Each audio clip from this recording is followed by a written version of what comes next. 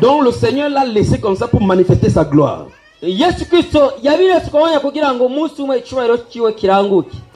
Alors quelles que soient les situations qui étaient permanentes dans ta vie, jewe sinzi ivyo umazemo igihe kirekire. j'ai une bonne nouvelle pour toi. Ndafise inkuru nziza kuri wewe. L'homme de Galilée est là aujourd'hui. Umugabo w'i Galilaya ari ngaha uno munsi. Afin que tu témoignes que Jésus t'a visité. Kugira ngo umenyeza yuko Yesu Kristo ari muri kino kibanza. La Bible déclare Bibiliya avuga que quiconque fera appel au Seigneur sera sauvé. uzomagarizira bw'umwami wese azokizwa. Dans ce livre de Romains chapitre 10 verset 13, muri ico gitabo c'abaroma igice ya 10 ku murongo wa 13, il parle des gens qui ont besoin du salut. aravuga abantu bari bakeneye agakiza. Et à la croix, Jésus a pourvu au salut de l'homme. Ni kuvuga ku musaraba Yesu Kristo yarasigaye neza iby'agakiza. Non seulement le salut pour la réconciliation éternelle avec Dieu, Ni kuvuga apana gusa agakiza tuzohura n'Imana mu bwami bwayo, mais le salut qui est accompagné avec les grâces de guérison et de restauration physique. ariko kandi agakiza kajanye n'ugukira kw'ibibazo n'indwara mu buryo buboneka,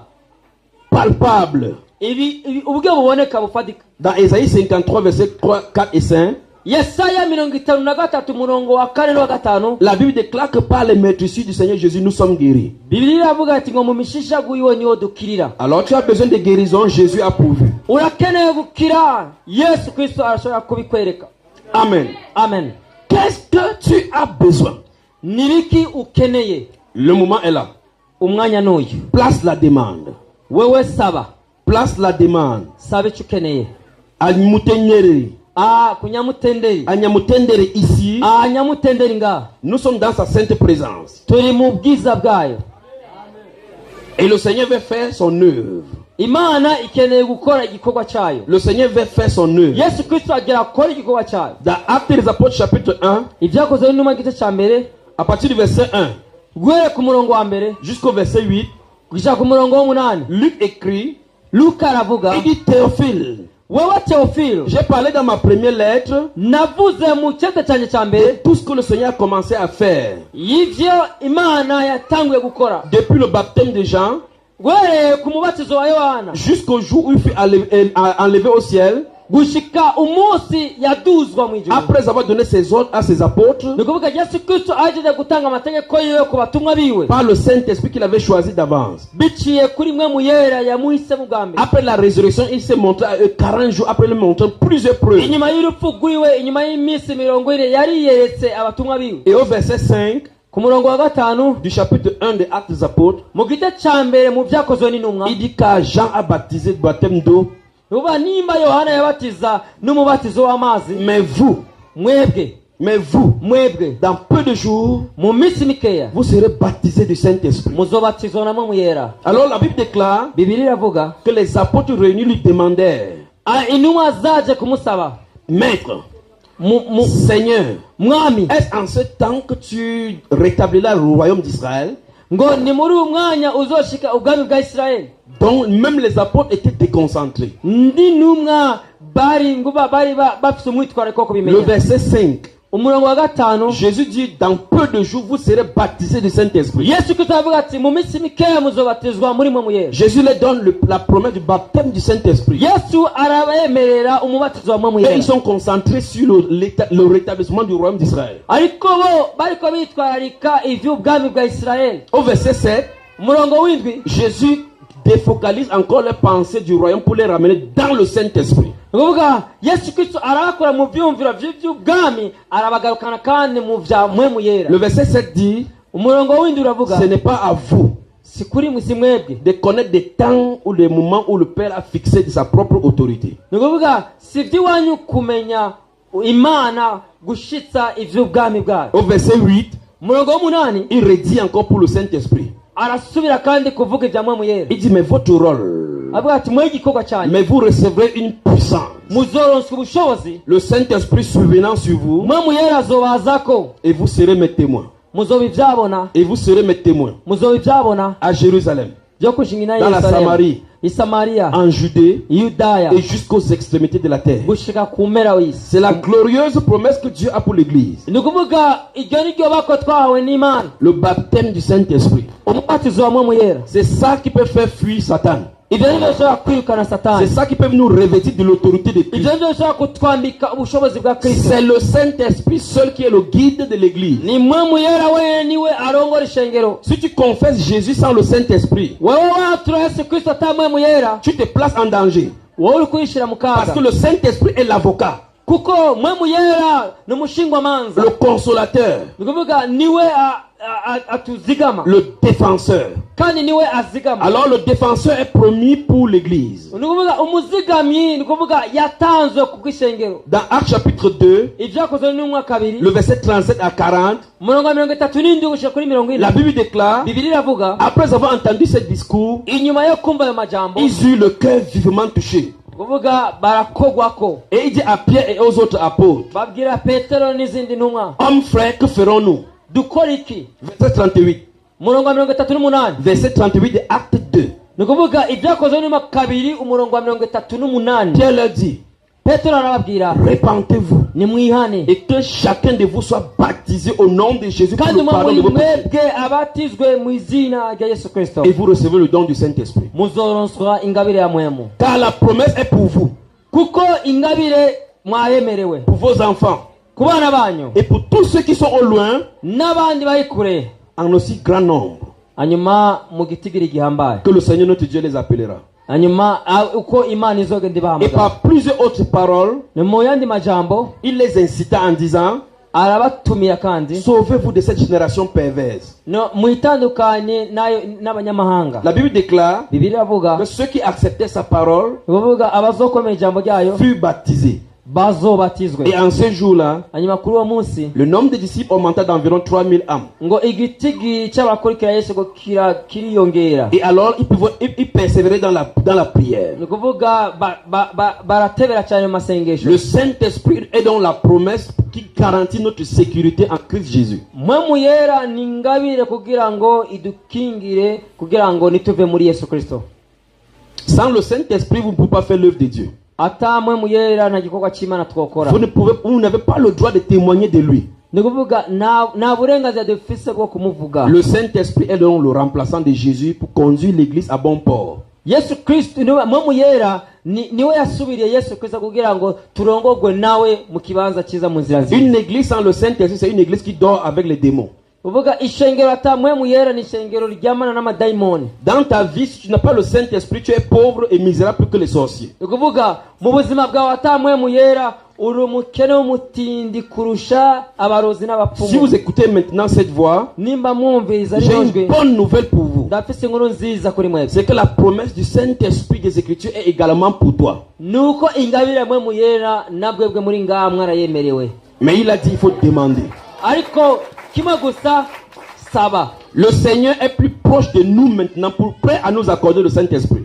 Imana iratwegereye kugira ngo iduhe mpwemu wayo. C'est le Saint-Esprit qui est le guide et le directeur de ta vie. Mpwemu yera niwe murongozi w'ubugingo bwacu. Sinon, tu ne peux pas marcher comme Dieu veut. Ni kuvuga ntushobora kugenda nk'uko Imana ibishaka ata mpwemu C'est yera. le Saint-Esprit qui rend réelles les promesses de Dieu pour nous. Mpwemu yera niwe atuma ivyo Imana dusezeraniye biba vyo bishika biranguka. La Bible déclare Bibiliya iravuga que tous ceux qui sont conduits par l'Esprit de Dieu, ce sont ceux-là qui sont fils de Dieu. ngo abarongorwa bose na mpwemu nibo bana b'Imana. Donc si tu dis que tu es fils de Dieu sans son esprit, tu es un mensonge. Wewe nimba wibwira yuko uri umwana w'Imana ata mpwemu yera ari muri wewe uri kuribesha. La seule condition que tu sois fils de Dieu, c'est que tu sois conduit par son esprit. Ikintu ca mbere gikwiye kuri wewe kugira ngo ube umwana w'Imana ukwiye kurongorwa na mpwemu yera. Et dans 1 Jean chapitre 4, Yohana wa mbere gice ca 4 le verset 13, umurongo wa 13, la Bible déclare que nous savons que nous sommes en lui.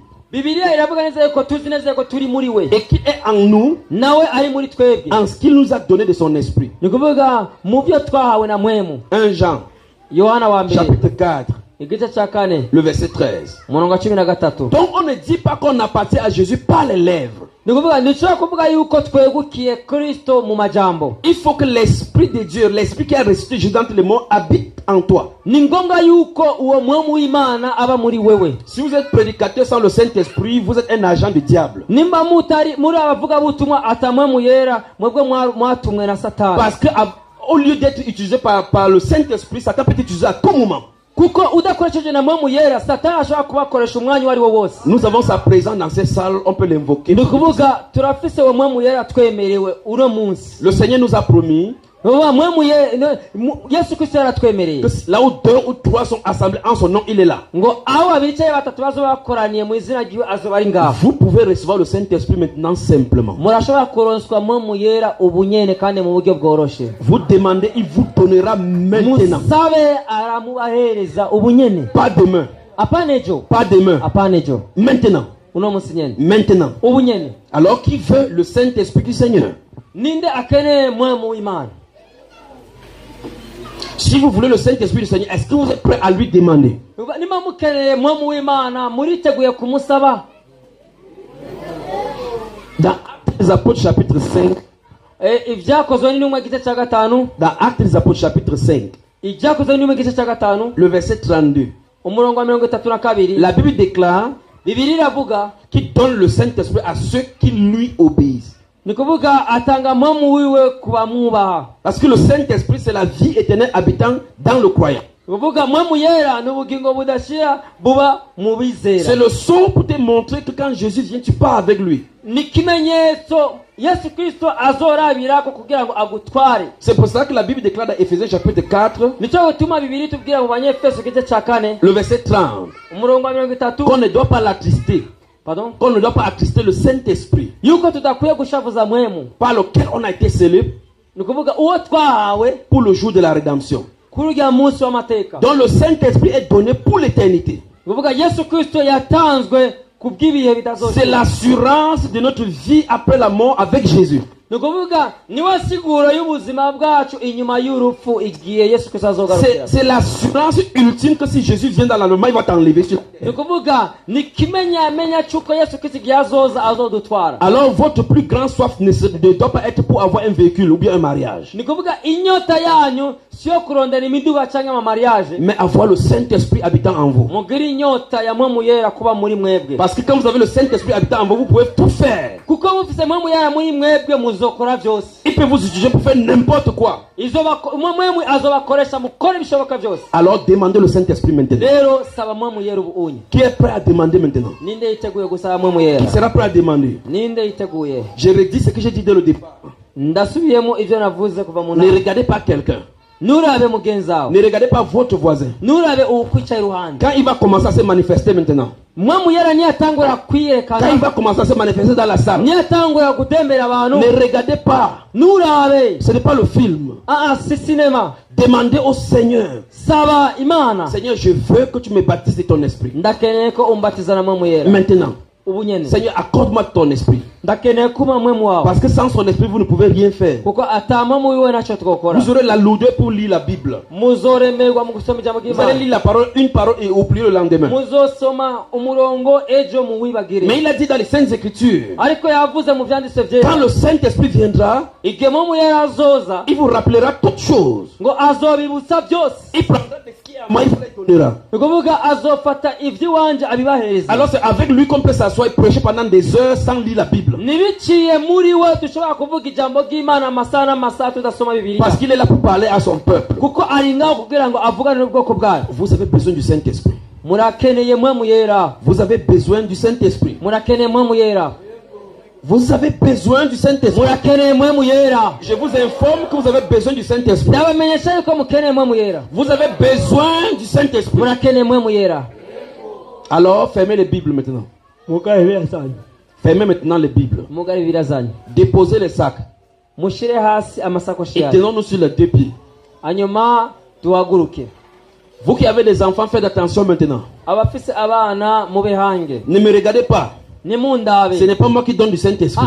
Si jewe ntanga mpemu yera. La Bible déclare que c'est Jésus qui baptise du Saint-Esprit. Bibiliya iravuga yuko Yesu Kristo niwe abatiza muri mpemu yera. Moi, je vous aide seulement à connecter votre foi à lui. Jewe ndabafasha gucudika kwimatanya nawe. Ne regardez pas à moi. Nimundabe Je jewe. vous ai présenté le Seigneur Jésus. Jewe nababwiye uwo Yesu. C'est lui qui baptise du Saint-Esprit. Uwo abatiza muri mpemu yera. Il honorera ta foi. Araduza ukwizera kwawe. Le monsieur qu'on a lu au départ Ujya mugabo twasomye a dit, Seigneur, si tu veux, tu peux me rendre pur. yabwiye Yesu ubikeneye wonkiza. Et la parole du Seigneur a été, je le veux. hanyuma ijwi ry'Imana yavuze ati ndabikeneye. Donc c'est la volonté de Dieu de vous baptiser de son esprit. Ni kuvuga ni mpwemu y'Imana ibabatiza muri mpwemu yayo, Afin que le sorcier et le mal ne vous touchent plus. ni kuvuga imbere yuko ibibi by'abarozi bibakorako. Donc si quelqu'un tombe à côté de vous, Ni kuvuga umwe muri mwebwe aguye hasi, ne le regardez pas, nimumurabe, ne le gérez pas. nimumukurikirane, Demandez au Seigneur. saba Imana. Vous maintenant priez. Ni Fermez hagati vos yeux, demandez-lui le Saint-Esprit. ugara amaso yanyu usabe mpwemu Prie, yera. prie, prie, prie, prie. Senga senga senga senga.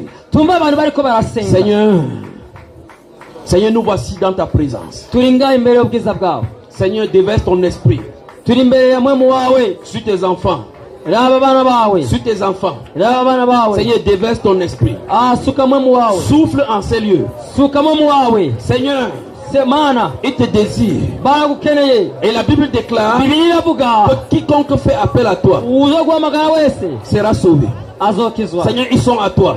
Bari ngaha, Ils sont à toi. bari ngaha baragukeneye. Touche quelqu'un ce soir. Korako, bakoreko, bakoreko.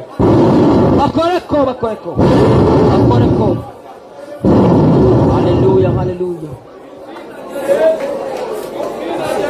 Yesu Kristo.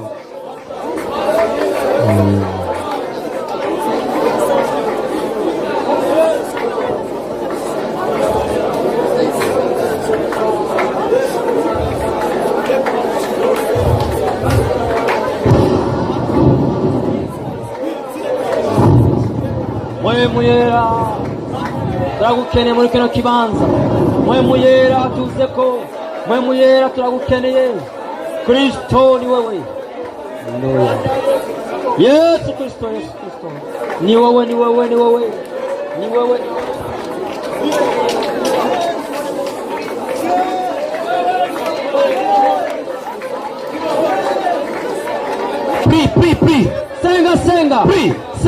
Prie. Senga. Prie. Senga. Haleluya.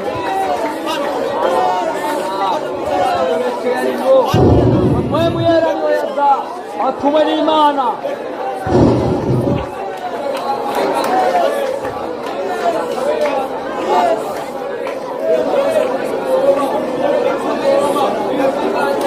Prie. Senga.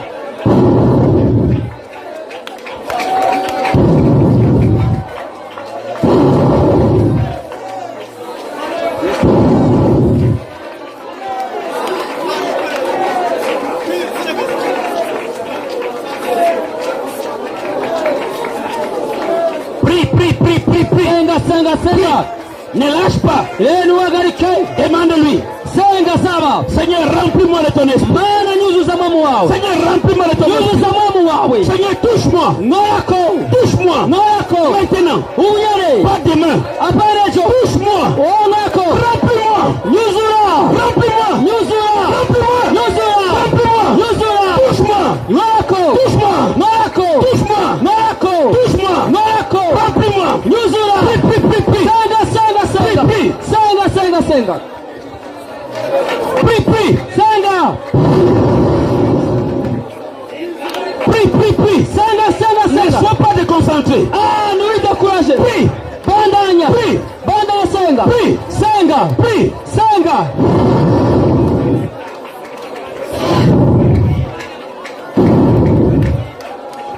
Prie. Senga. Seigneur, ton esprit. Mana mpwemu wawe. Seigneur, ton esprit. Mana mpwemu wawe. Seigneur, Jésus, ton esprit. Mana Yesu Kristo. Déverse ton esprit. Suka mpwemu wawe. Déverse ton esprit. Suka mpwemu wawe. Déverse ton esprit. Suka mpwemu wawe. Déverse ton esprit. Suka mpwemu wawe. Maintenant. Uyere.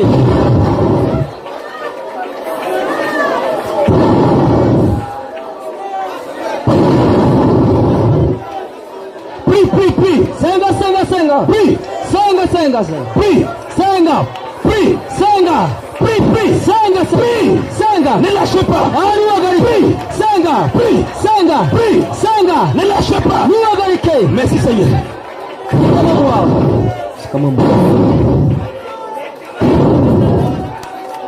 Seigneur, touche tes enfants. Seigneur, touche tes enfants. Seigneur, touche tes enfants. Seigneur, touche tes enfants. Seigneur, touche tes enfants. Seigneur, touche tes enfants. Seigneur, touche tes enfants. Seigneur, touche tes enfants. Seigneur, touche tes enfants. Hallelujah. Seigneur, touche tes enfants. Seigneur, touche tes enfants. Seigneur, touche tes enfants. Seigneur, touche tes enfants. Seigneur, touche tes enfants. Seigneur, touche tes enfants. Seigneur, touche. Oh, hallelujah.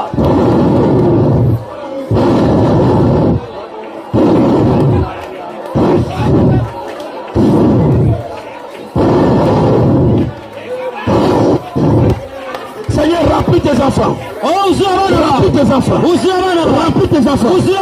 Remplis tes enfants. Remplis tes enfants. Remplis tes enfants. Sois rempli. Sois rempli. Sois rempli. Sois rempli. Sois rempli. Enlevez. Sois rempli. Sois rempli. Sois rempli. Sois rempli. Sois rempli. Sois rempli. Sois rempli. Sois rempli. Sois rempli. Sois rempli.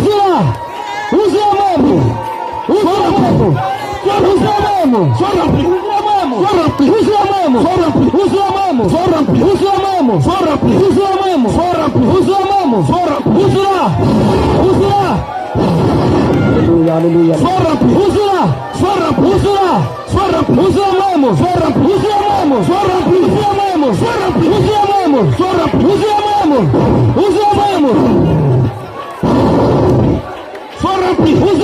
Au nom de Jésus. Au nom de Jésus. Au nom de Jésus. Au nom de Jésus. Sois rempli. Sois rempli. Sois rempli. Sois rempli. Ton corps est le temple du Saint-Esprit. Prie.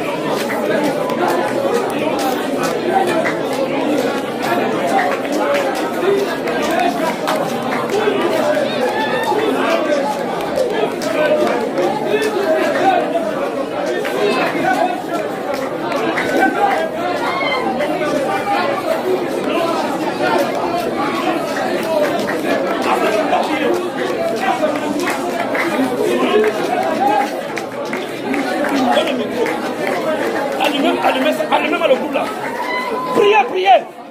Priez, priez. Priez. Ils sont là, ils sont en train de me regarder. Le groupe se commence là-bas.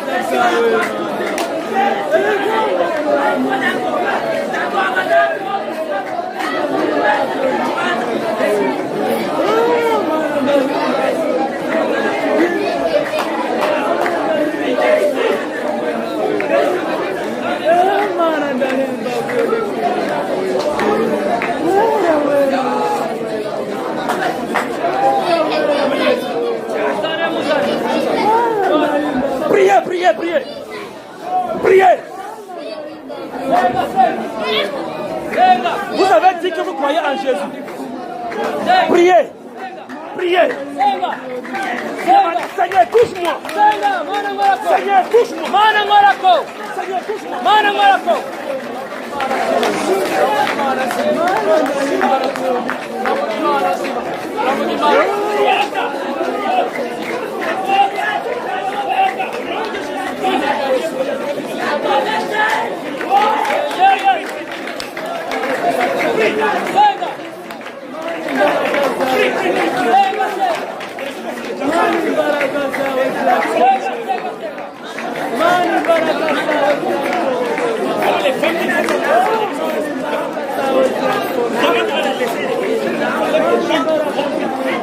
Laissez les gens prier.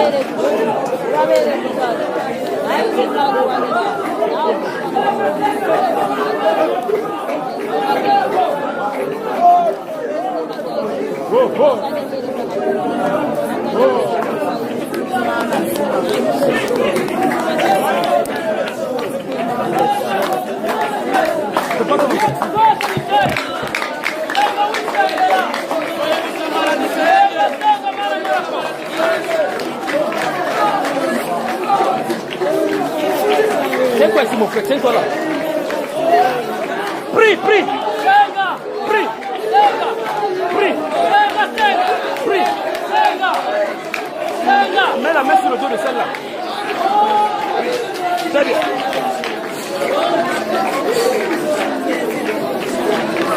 Prie, prie, prie, prie. Prie. Prie. Au nom de Jésus. Au nom de Jésus, prie, prie.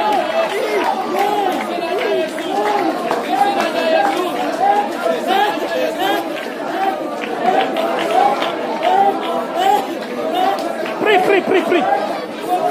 Prie, Seigneur, remplis-moi. Seigneur, remplis-moi. Seigneur, remplis-moi.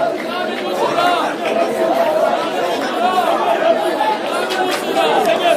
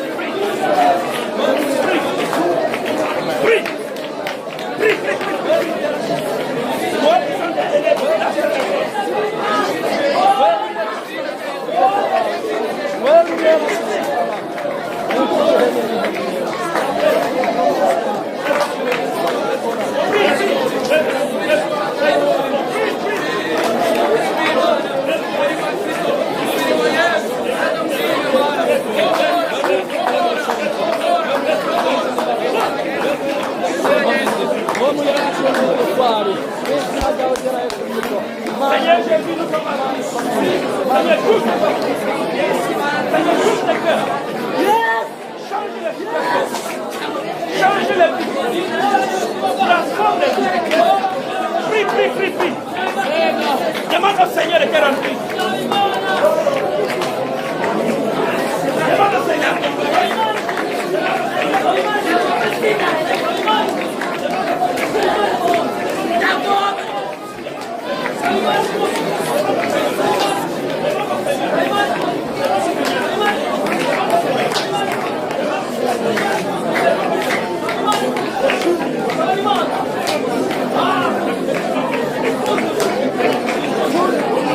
Yes.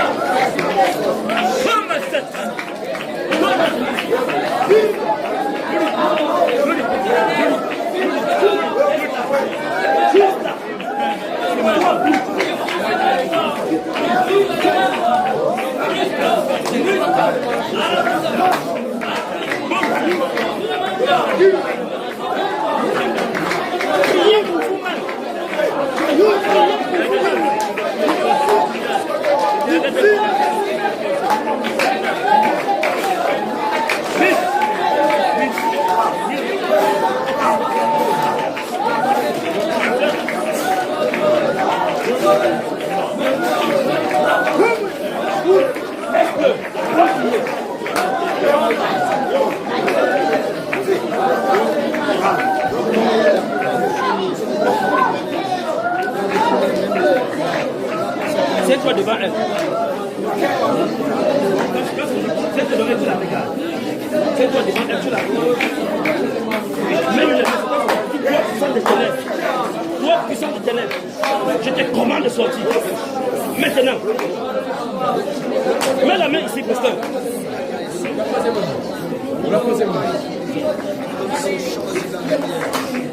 Priez, priez, priez. Priez.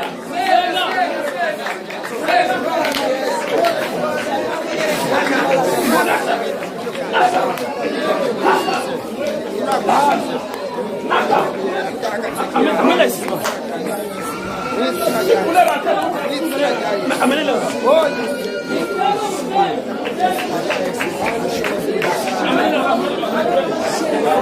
Priez, priez.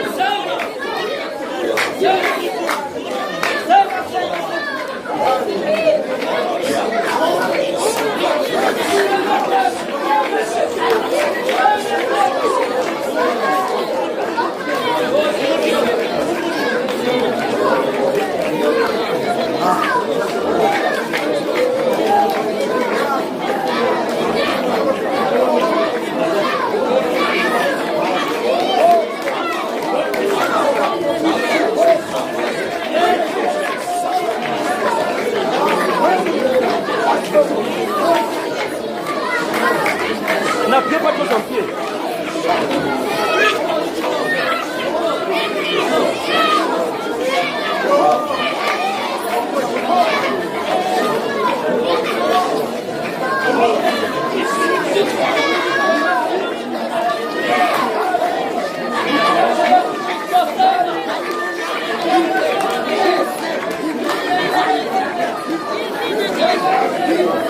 Seigneur Jésus, touche-moi.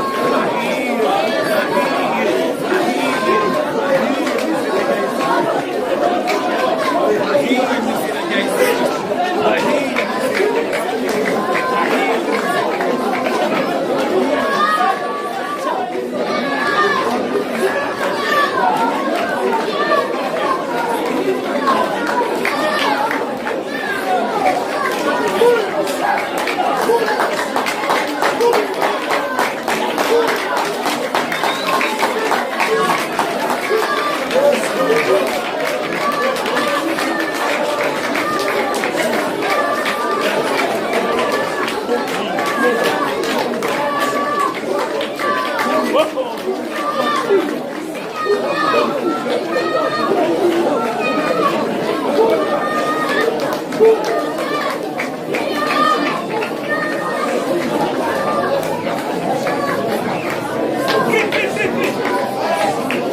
à l'esprit de parti, ne blaguez pas. Commandez, dites-toi, esprit de ténèbres, sors.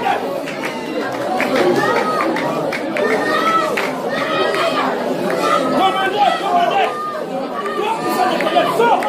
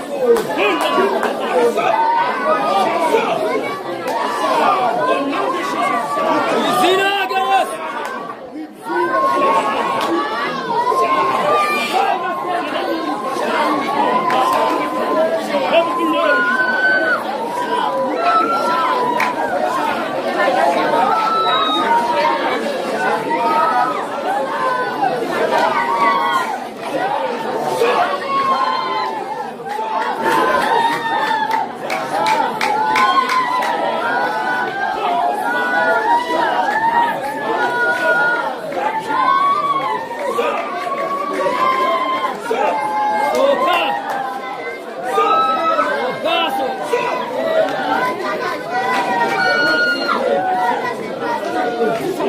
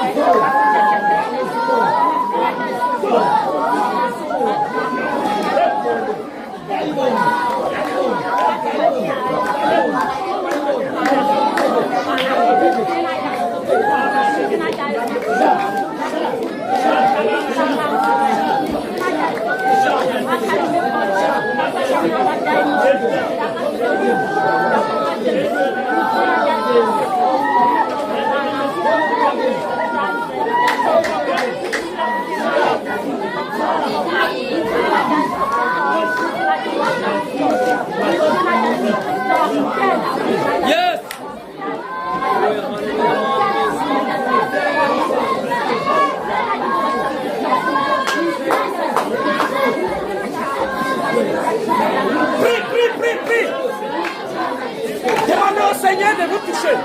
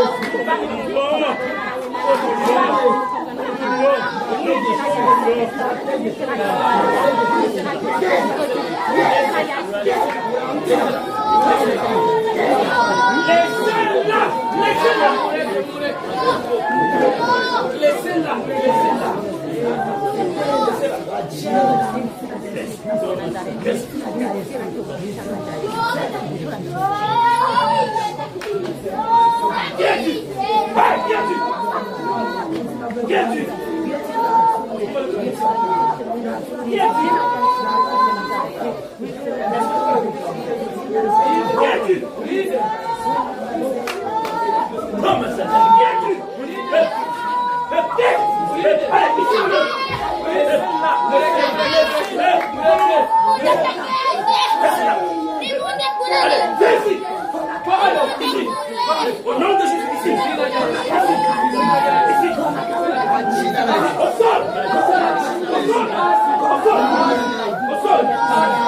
Allez, au sol. Au nom de Jésus.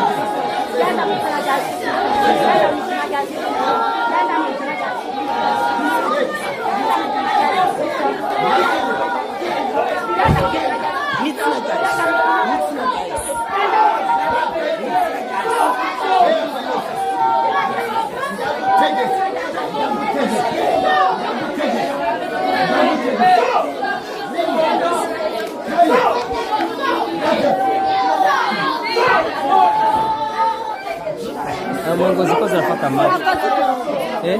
Au kwenye hii meza ndio naifanya meza.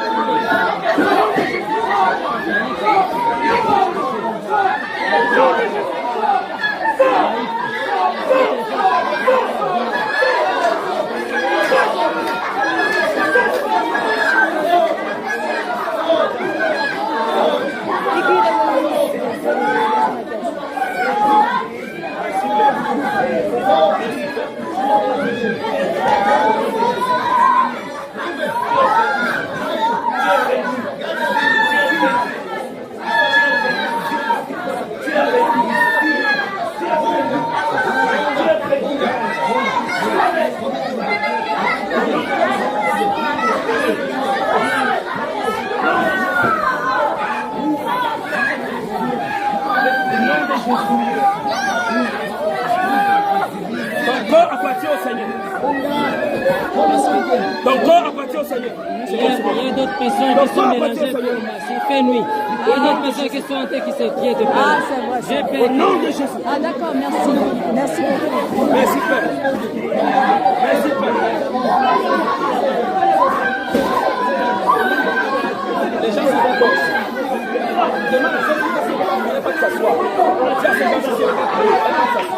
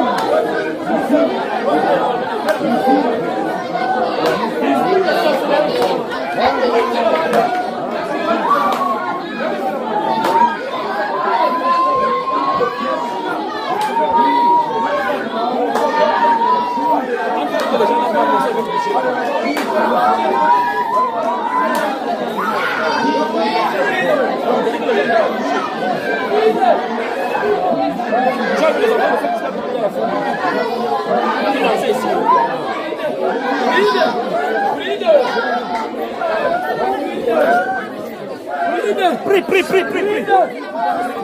Prie, prie, prie.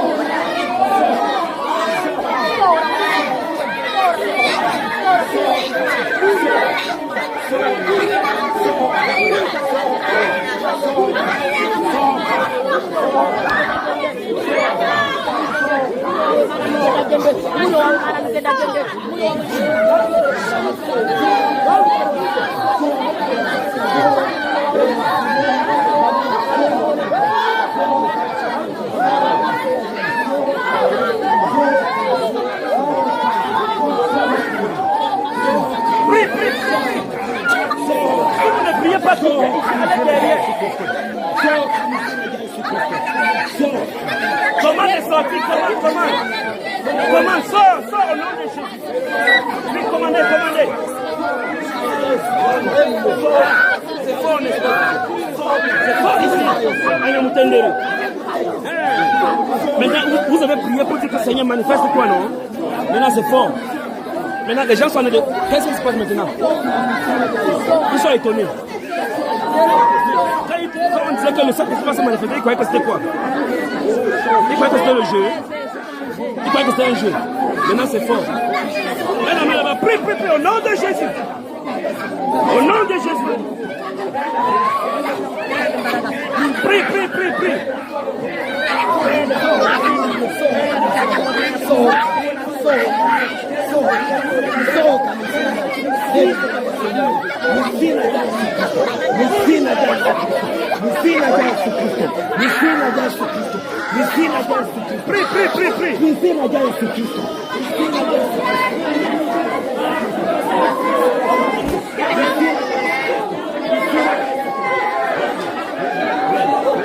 Donc il n'y a pas de lumière, il n'y a pas de groupe. On peut faire comment maintenant? Avec la lumière.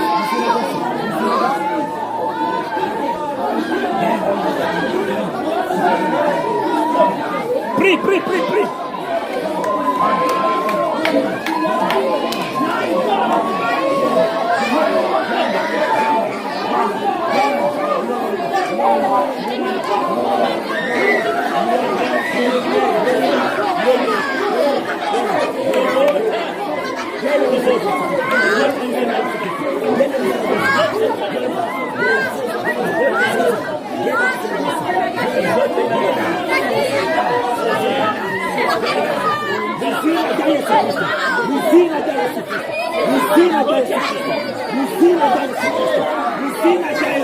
Le feu de Dieu est allumé sur vous.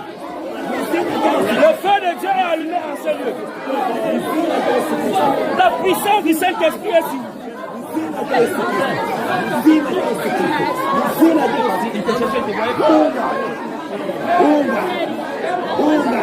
Prie.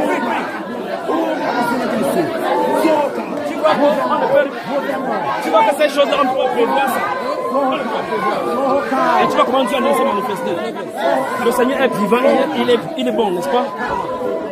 Regarde tous ces enfants qui sont possédés. Tu vois, mais dans la foule, tu ne peux pas savoir qu'il y a des possédés là-bas dedans. Il faut que le Saint-Esprit localise, amène là-dedans, amène ça dedans. Il faut qu'on organise une grande campagne où les gens seront bien dans un endroit, avec la lumière haute. On voit les grandes choses ici. C'est la fille qui n'a plus pas si bien, c'est comme ça va lui faire mal. Donc maintenant, tu vas permettre que je monte avec mon épouse, on peut aller directement. Le Seigneur est bon. Le Seigneur est bon.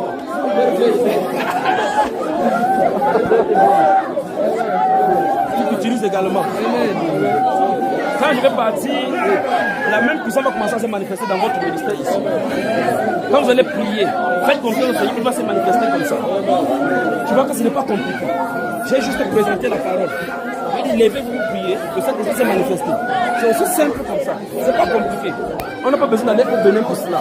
Prendre les pavés, prendre les bagues, pour faire le miracle. Non, non, non, non, non. On fait confiance au Seigneur Jésus. On presse droitement la parole. Il confirme sa parole. C'est tout. De toute façon, on aura le temps de parler.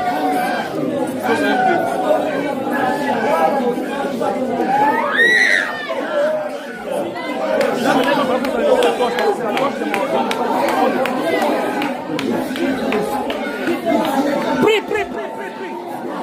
Voilà il a la cloche. Moirez-vous.